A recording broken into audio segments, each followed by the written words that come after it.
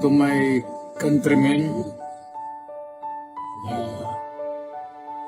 just to give you the current situation. I am about to land sa Hague. Galing ako Dubai. Stop over all last. It's a long haul, it's a long flight. Okay ako. Do not worry. And I think this is something to do with the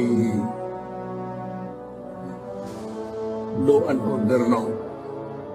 At sinasabi ko naman sa mga pulis, military, trabaho kayo at ako ang managot. So ito na nga. For all of the whatever happened in the past, ako na yung nag-front sa ating law enforcement at military. Sinabi ko na I will protect you and ako ang managot sa lahat. This will be a long legal proceedings.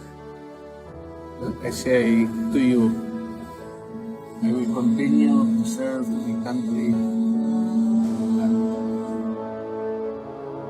So be it.